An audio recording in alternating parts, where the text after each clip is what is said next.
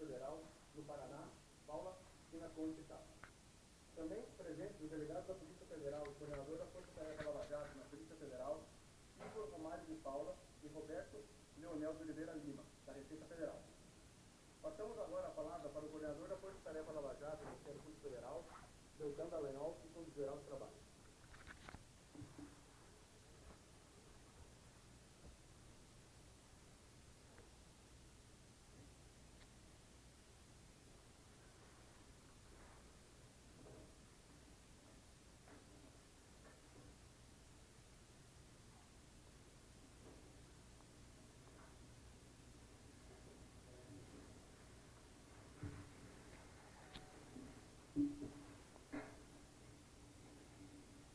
Boa tarde a todos. Obrigado mais uma vez pelo interesse de vocês, no caso. Nós estamos hoje aqui reunidos para passar informações de interesse público sobre mais uma acusação criminal que é apresentada nessa data. Começando, como de rotina, nós vamos apresentar em 5 slides apenas alguns números que são bastante interessantes sobre esse caso. Em primeiro lugar, o número de denunciados. Nós temos 239 denunciados atualmente.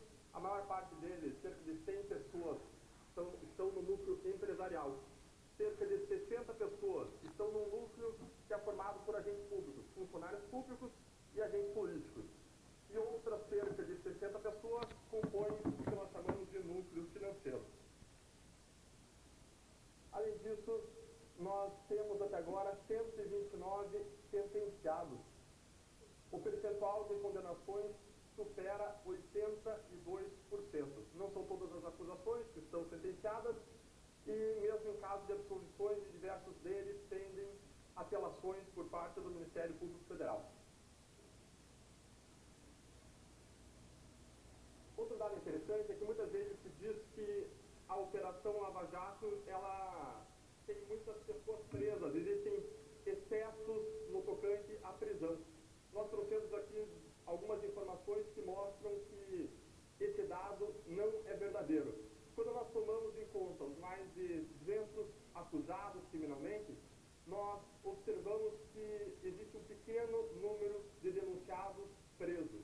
Nós temos aí 21 denunciados presos apenas. Quando nós olhamos os presos que ainda não sofreram sentenças, condenações criminais, o número é menor ainda. Nós temos 8 acusados presos sem sentença.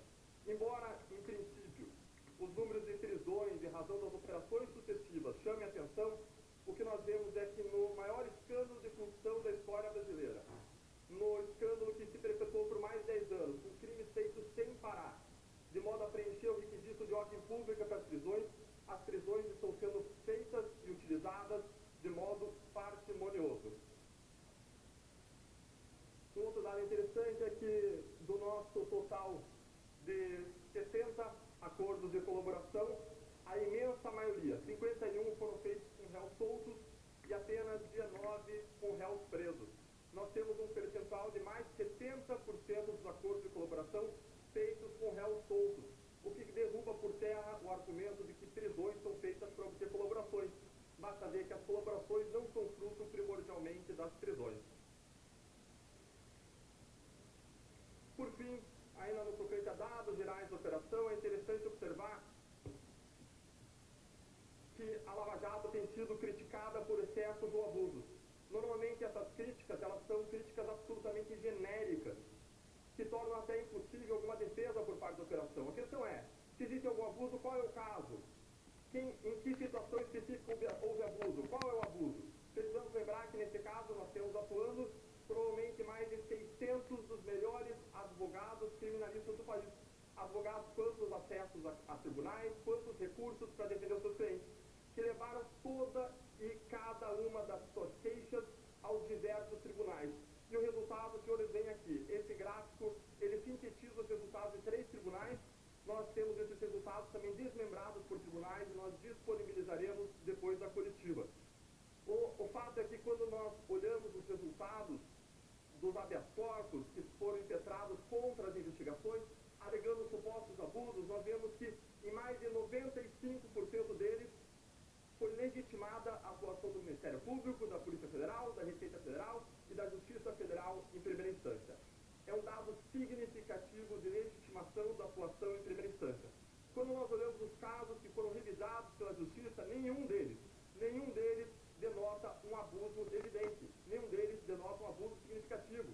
O que nós temos de casos em que existe concessão do habeas corpus é, por exemplo, uma concessão para que as notificações pela vara criminal não sejam feitas por telefone, mas pessoalmente. Ou ainda um habeas corpus para que fosse aceita uma fiança de um determinado modo, ou ainda a concessão de habeas corpus para evitar a transferência de determinados presos para o presídio federal, para que eles ficassem na carceragem da Polícia Federal. Isso mostra que as decisões dos tribunais, em números, nós temos aí mais de 450 decisões, legitimam a atuação da Lava Jato. A atuação da Lava Jato é técnica, é imparcial, é apartidária e é feita por agentes públicos, sem comprometimento com a Constituição, com as leis, com a sua consciência e com a sociedade.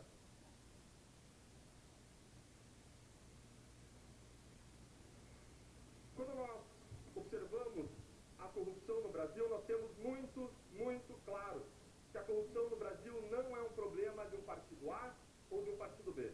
A corrupção no Brasil não é problema de um governo A ou de um governo B.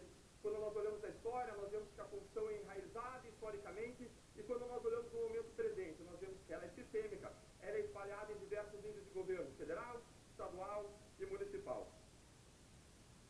Uma expressão dessa corrupção enraizada e sistêmica foi descoberta e comprovada no caso Lava Jato, com o maior esquema de corrupção já descoberto e comprovado no Brasil, e esse esquema envolve a Petrobras. O resultado dessas investigações são uma série de acusações criminais apresentadas pelo Ministério Público Federal. E essas acusações são fruto de um trabalho integrado e coordenado por Receita Federal, Polícia Federal e Ministério Público Federal. Não existe ninguém numa jornada só nesse caso. São centenas de agentes públicos trabalhando em prol da sociedade. Todas essas apurações passaram por um processo de expansão horizontal nas diferentes diretorias da Petrobras e depois para outros órgãos públicos, e passaram também por um processo de expansão vertical, subindo até os principais articuladores desse esquema criminoso, chegando ao topo da hierarquia da organização criminosa. Hoje, o Ministério Público Federal acusa o senhor Luiz Inácio Lula da Silva como o comandante máximo do esquema de corrupção identificado na Lava Jato. Cumpre aqui fazer duas observações. Primeiro, o Ministério Público Federal não está julgando aqui quem Lula foi ou é como pessoa. Não estamos julgando quanto seu governo foi ou não foi bom, ou quanto ele fez ou não fez pelo povo brasileiro. Não. O que o Ministério Público faz aqui é imputar a ele a responsabilidade por crimes de corrupção e de lavagem de dinheiro em um contexto específico, afirmando qual é a medida da sua responsabilidade com base em evidências. A mesma ressalva aqui se aplica em relação ao Partido dos Trabalhadores.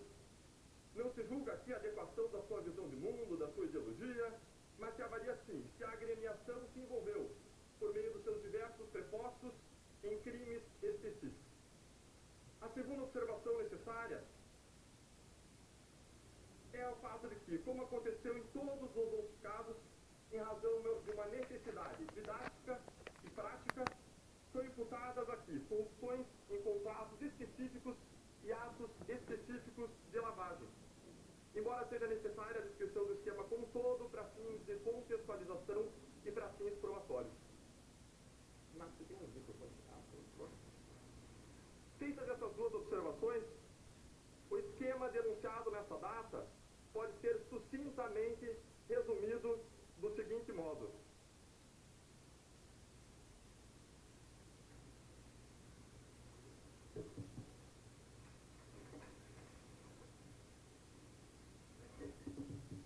Basicamente, o que os senhores observam aqui é um esquema geral de corrupção instalada dentro da Petrobras, os moldes que os senhores já conhecem ao redor dessa figura. De um lado, existem empreiteiras, como especificamente será objeto dessa denúncia, a empreiteira chamada OAS. Do outro lado, os senhores encontram os funcionários públicos da